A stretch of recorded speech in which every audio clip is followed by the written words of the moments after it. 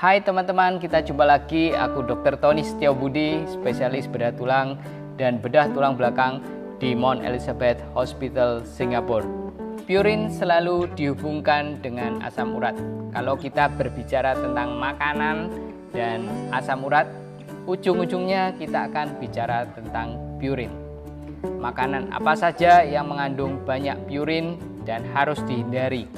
Dan makanan apa saja yang mengandung sedikit purin dan boleh dimakan. Di beberapa videoku yang sebelumnya aku sudah bahas tentang makanan yang bagus dan tidak bagus untuk asam urat. Yang menjadi kontroversi di sini adalah kacang dan sayuran hijau. Ada beberapa yang komen kalau makan kacang atau sayuran hijau asam uratnya kumat. Bagi kalian yang punya pengalaman seperti ini, aku anjurkan untuk tidak makan kacang dan sayuran hijau. Tetapi bagi kalian yang tidak makan kacang dan sayuran hijau karena takut terkena asam urat, kalian bisa nonton video ini sampai selesai. Aku akan tunjukkan hasil dari penelitian tentang kandungan purin dari makanan-makanan yang seringkali kita makan sehari-hari. Dan aku harap kalian bisa memutuskan apa yang kalian akan makan dan tidak makan berdasarkan dari data yang akurat. Aku juga berharap informasi ini bisa merubah apa yang kita percayai selama ini tentang kacang dan sayuran hijau. Bagi teman-teman yang belum subscribe, silahkan subscribe. Aku akan post banyak video yang menarik tentang kesehatan, terutama tentang kesehatan tulang. Sebelum aku membahas secara detail tentang penelitian ini, aku akan jelaskan sedikit tentang purin. Banyak sekali mereka yang komen tentang purin, tetapi mungkin tidak mengerti apa yang dimaksud purin secara jelas. Purin adalah compound yang terdiri dari dua ring nitrogen. Bentuknya macam-macam, guanin atau adenin yang terdapat pada DNA, bisa juga xanthin atau hypoxanthin. Setelah kita makan, purin ini dimetabolize menjadi uric acid atau asam urat. Penelitian yang diterbitkan tahun 2014 ini berjudul Total Purine and Purine-Based Content of Common Foodstuffs for Facilitating Nutritional Therapy for Gout and Hyperuricemia. Penelitian ini dilakukan di Jepang. Seperti kita tahu, orang Jepang suka sekali makan kacang atau makan makanan yang mengandung kacang, seperti tahu, miso soup, shoyu atau Japanese soy sauce, yuba atau kulit tahu, dan edamame, kacang polong. Kandungan purin dari 100 makanan lebih ini diteliti di sini. Dan makanan ini dibagi menjadi 5 grup menurut seberapa banyak kandungan dari purin di dalam makanan ini. Grup pertama, the very low group, yang mengandung purin kurang dari 50 mg per 100 gram. Grup kedua, the low group, yang mengandung purin antara 50 sampai 100 mg per 100 gram.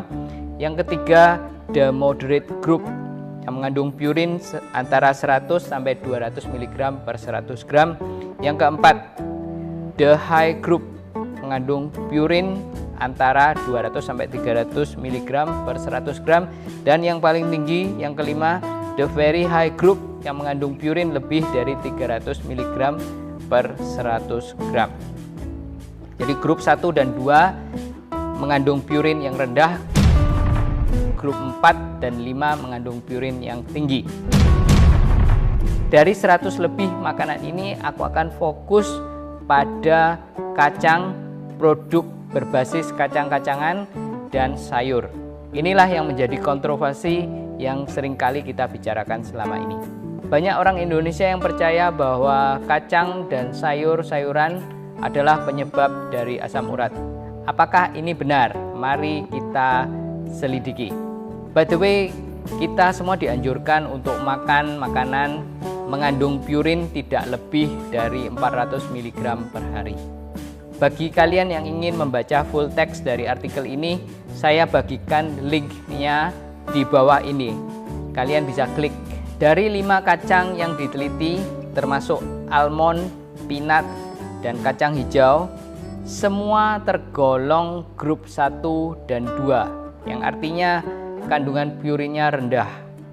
Semua kacang yang diteliti di sini termasuk dalam golongan makanan yang mengandung purin yang rendah. Dari 10 produk yang mengandung soya bean atau kacang kedelai, 7 termasuk dalam grup 1 dan 2, artinya purinnya rendah. Ada 2 produk, yaitu fermented soya bean dan soya bean kering atau dried soya bean, yang termasuk dalam grup 3 menengah. Hanya 1 produk, yaitu freeze dried tofu atau tahu kering beku, yang termasuk di grup 4 dengan kandungan purin tinggi. Ya, makanan kering cenderung mengandung purin yang tinggi karena airnya sudah diambil, jadi it's very concentrated. Dengan bukti yang kuat seperti ini, apakah kalian tetap percaya bahwa kacang adalah penyebab dari asam urat? Sekali lagi, aku tidak ingin mempengaruhi mereka yang punya kepercayaan yang kuat bahwa kacang adalah penyebab dari asam urat.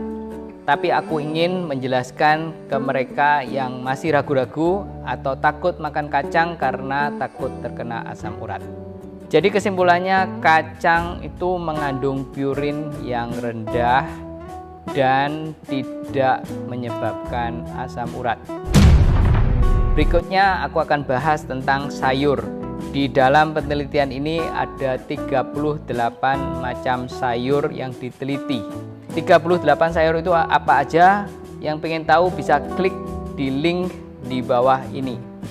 Dari 38 sayur ini, 35 sayur tergolong dalam grup 1 dan 2, artinya mengandung purin yang rendah. Brokoli sprout dan bayam daun muda tergolong mengandung purin menengah. Hanya 1, parsley, yang tergolong di grup 4 yang mengandung purin tinggi. Sekali lagi, aku hanya ingin meyakinkan mereka yang masih ragu-ragu atau takut makan sayuran karena takut terkena asam urat. Sebagian besar dari sayur-sayuran mengandung purin yang rendah dan bukan penyebab dari asam urat. Kalian bisa simpulkan sendiri dan bisa mengambil keputusan yang bijaksana tentang apa yang kalian akan makan dan tidak makan berdasarkan dari data yang akurat. Aku rasa sayang sekali kalau kalian tidak makan sayur atau kacang karena takut terkena asam urat. Semoga informasi ini berguna bagi kalian semuanya. Yang belum subscribe, silahkan subscribe, klik like, dan share video ini ke teman-teman yang lain. Terima kasih semuanya sudah mendengarkan dan sampai jumpa di video yang akan datang.